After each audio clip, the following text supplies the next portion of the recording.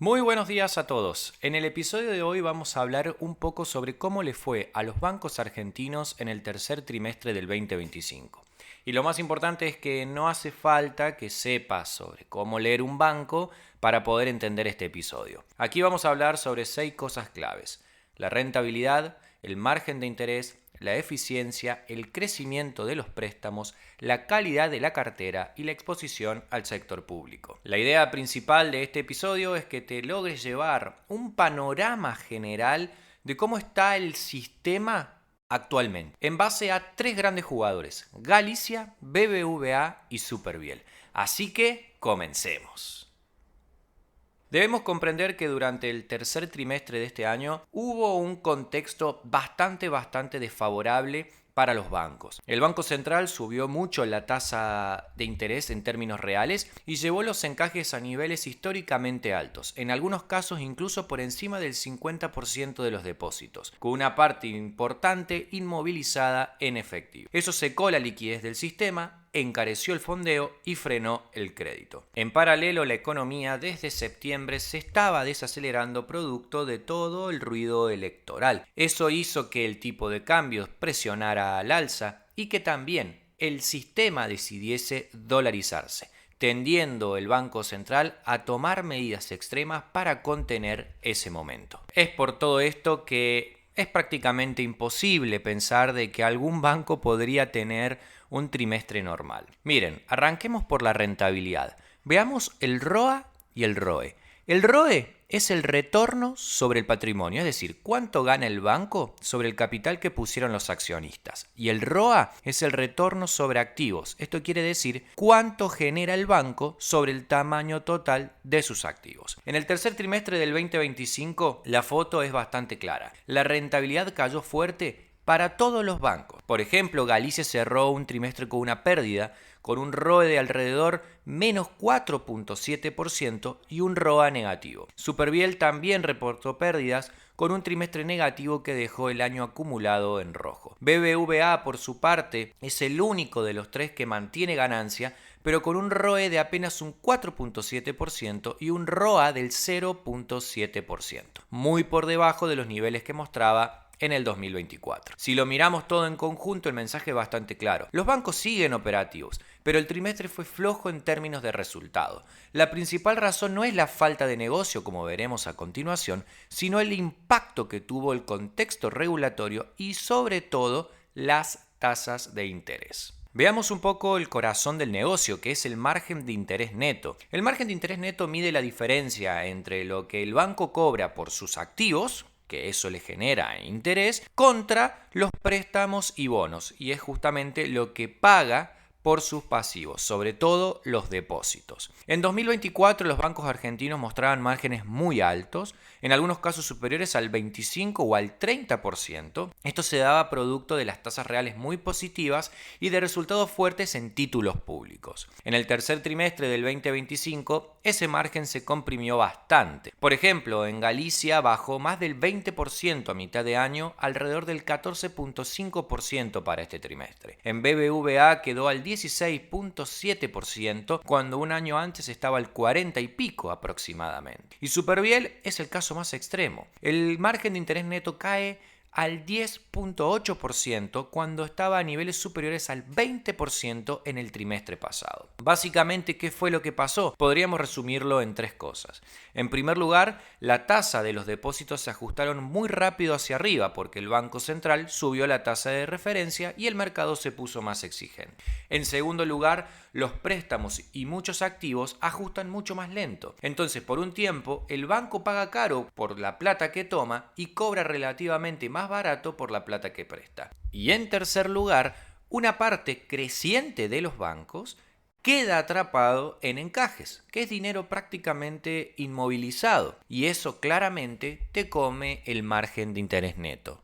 Ahora hablemos sobre el ratio de eficiencia, que básicamente compara el gasto operativo con los ingresos. Por ende, cuanto más bajo es el número, mucho mejor, porque significa que cada peso de ingreso el banco necesita menos gastos para generarlo. En este trimestre el problema no fueron tanto los gastos, sino la caída de los ingresos. Por ejemplo, Banco Galicia pasó del 43% de ratio de eficiencia que tenía el trimestre anterior al 65%. BBVA logró mantenerse muy parecido al trimestre previo, que fue de un 57.6%. Superviel, sin embargo, muestra un ratio de eficiencia cercano al 96% en este trimestre. Es decir, prácticamente todo lo que entra se va en gastos, y esto es producto de un desplome del margen financiero. La lectura general es que los bancos están trabajando bastante del lado de los gastos, pero claro, cuando los ingresos caen fuerte por producto de un shock regulatorio y de tasas, la eficiencia se resiente igual. Ahora veamos una parte muy interesante, porque a pesar del mal trimestre en términos de resultados, la intermediación financiera sigue creciendo. Si miramos los préstamos del sector privado, BBVA muestra un aumento real del casi 7% sobre el trimestre y más de un 70% contra el mismo trimestre del año anterior. Y esto se da producto de una fuerte tracción en la línea a empresas y en moneda extranjera. Superviel también crece en préstamos, sobre todo en banca comercial, aunque modera un poco el crédito a individuos después de un salto muy fuerte en el 2024. Galicia, por su parte, también viene expandiendo muy fuerte la cartera, ganando participación de mercado tanto en préstamos como en depósitos. Y hablando de depósitos, el crecimiento es todavía más marcado. BBVA aumenta depósitos totales en más de un 11% en términos reales trimestre contra trimestre y supera por primera vez el 10% del market share en depósitos privados. Superviel, en su parte, crece cerca del 15% en depósitos, con un salto muy fuerte en depósitos en dólares. ¿Gracias a qué? A su famosa estrategia de cuenta remunerada. ¿Qué nos está diciendo esto? Que el sistema sigue captando ahorro, es decir, mantiene confianza del público y tiene liquidez. El problema hoy no es el fondeo, es la rentabilidad que están teniendo los bancos.